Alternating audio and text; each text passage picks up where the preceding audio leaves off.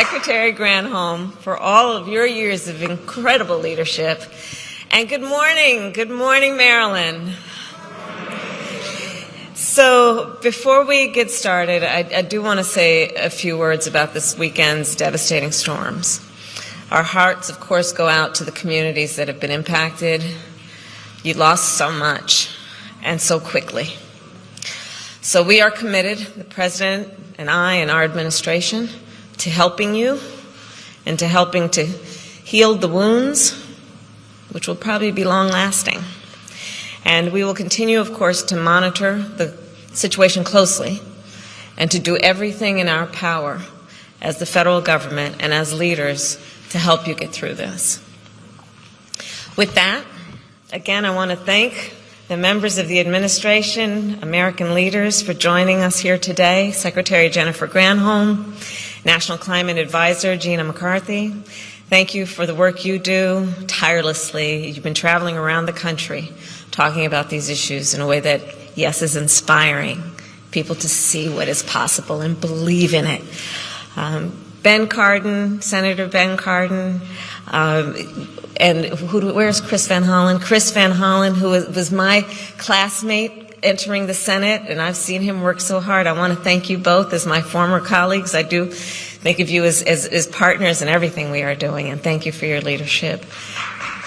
Yes. The one and only Majority Leader, Steny Hoyer, thank you for all that you do. I was joking with him backstage about every time I'm with Steny, traveling around the world sometimes, but always with a focus on what's in the best interest of the people of Maryland, and he really is a gem. And I thank you, Maryland, for sending him to Congress. And Executive Angela also Brooks, who I have known for many years. We have worked closely together. I thank you for your leadership and for the warm welcome. Thank you. And I will tell you, Maryland, I have seen these leaders when the cameras are on and when the cameras are off. And they are the same people, always fighting for the people of America, fighting for the people of Maryland. And they do so much that really is about having, yes, fight, but a fight that is born out of optimism.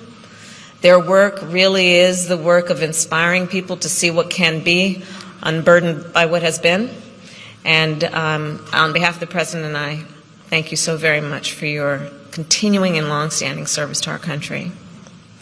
So, Maryland, in the year 2021, there can be no doubt the future of transportation in our nation and around the world is electric.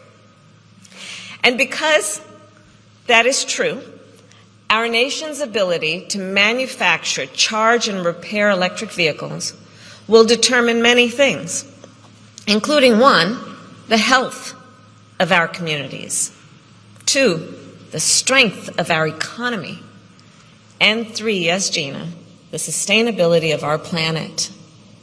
So today I'll talk about each one in turn. First, the health of our communities. So as you have heard, when I was Attorney General of California, I served with this as one of my highest priorities. And during that time, I heard about a town in California called Mira Loma. And this town had some of the worst air pollution in the state. And the community was demanding action. So I went there to visit them, to listen to them, to stand with them. Mira Loma is a community not unlike communities around our nation, with hardworking people working hard jobs, and in close proximity to large shipping warehouses and major highways. Every day, trucks made more than 15,000 trips on Mira Loma's main roads. And so it's no surprise it brought them an incredible amount of soot and exhaust, and the air, of course, was then toxic. The first time I went to Mira Loma, the pollution literally stung my eyes. If you've ever had that experience, you'll know what I'm talking about, where the air can sting your eyes and you can taste almost the metal. Studies showed that the children there were suffering from some of the poorest lung development in any region of the state. People there told me that there were folks in their communities suffering from cancer, from asthma, and heart disease. The fact is, there are many myeloma all over our country. The pollution from vehicles powered by fossil fuels has long harmed the health of communities around our country. Communities overlooked and underserved. But there is a solution to this problem, and it is parked right behind me. Electric cars, trucks, and buses, they don't produce tailpipe emissions that irritate the nose and eyes, that decrease lung function, that increase susceptibility to respiratory illness. And so putting more electric vehicles on our roads will make communities like Miraloma healthier for our babies. Which brings me to my second point, the strength of our economy. Sales are up, driven by consumer demand. The auto industry is clearly moving toward electric.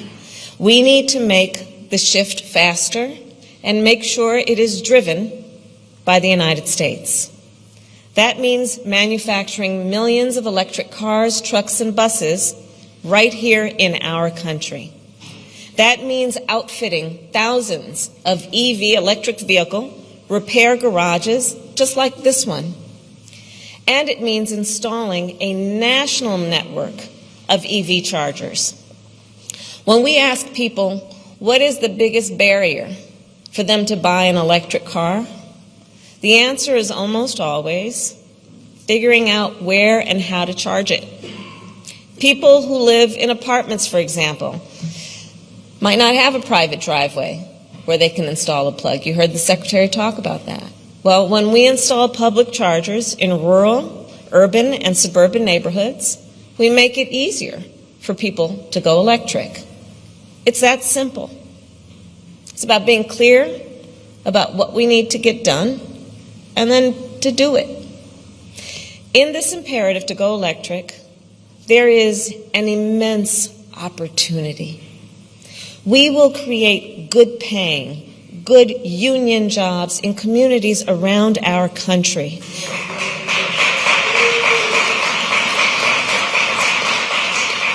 And that work has already begun. Earlier this year, I visited the Thomas Built Buses factory in North Carolina, and I talked with workers who are building electric school buses. I toured their factory floor, and I spoke to, you know it, all those skilled workers who make it possible. Electricians, engineers, machinists, mechanics, who took the time to develop their skills to produce the future of America and this world. And I told them what I will share with you. We must build on this work. Our future depends on it. Which brings me to my third point, the sustainability of our planet. So the science is clear. Climate change has become a climate crisis, and it demands urgent action. Across our nation, rising sea levels are flooding streets. Wildfires are burning out of control. And here in the DMV, we have all felt the impact of extreme storms and heat. Ben Cardin talked about that. To combat this crisis, our administration has joined other nations in setting, yes, an ambitious but achievable goal. By 2050, at the latest, we will achieve net zero emissions. And one important way we achieve net zero emissions is by investing in zero-emission vehicles. And that is why right now we are making the largest ever investment in electric vehicle infrastructure and technology in our nation's history. Last month, the President and I were able to turn the bipartisan infrastructure deal into the bipartisan infrastructure law with the help of these extraordinary leaders who are right here, who pushed it along the way. Yes. Now, the bipartisan infrastructure law is an achievement in and of itself, because as we all know, it was long overdue. It's an achievement in and of itself because it was in these moments of what can seem like partisan conflict nonstop, it was bipartisan. But this law will also invest $7.5 billion to build a national network of EV charging stations. It will invest billions more in electric power transmission to make sure those charging stations are supplied with clean energy.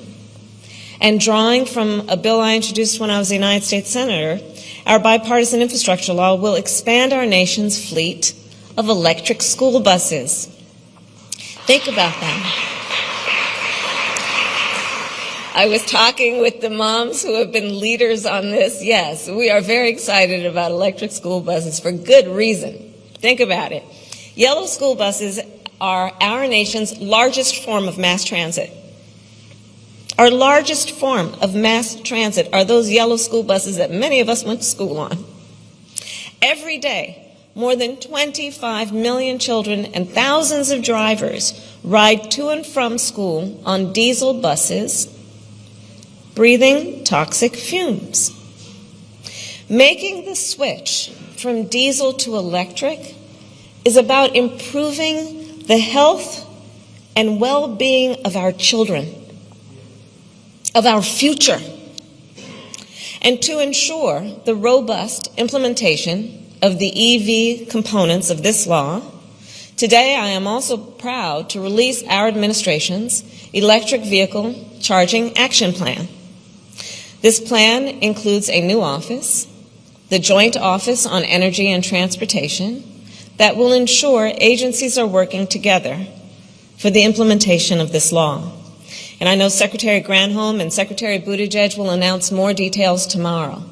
But the President and I are very excited about this and have great confidence in their leadership of this innovative office.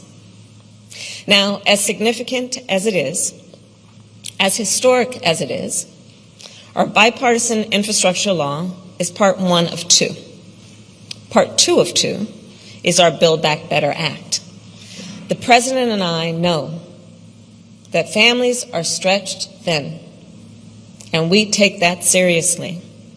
And we have designed this bill to help everyday folks who just need a little bit more support.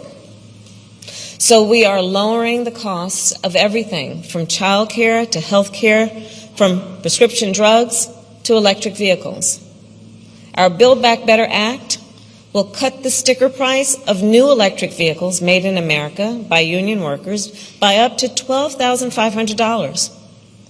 And it will also include, and this is a new approach, a tax credit of up to $4,000 for used electric vehicles to ensure that electric vehicles are affordable for everyone. So here's the bottom line. We want more families in America to be able to afford an electric car that is made in America. The House passed our Build Back Better Act just before Thanksgiving, and the President and I are confident that the Senate will soon do the same. This bill is fully paid for and will not raise taxes on anyone making less than $400,000 a year. We are determined to get it passed and bring down everyday costs for the people of our nation. So, as I said from the start, the future of transportation is electric. But that future is not inevitable. It must be built. And it is being built in places like Prince George's County and in garages like this very one. With every vehicle you repair, with every charging station you install, you are building a better America. Together we are building a better America. And isn't that so very exciting?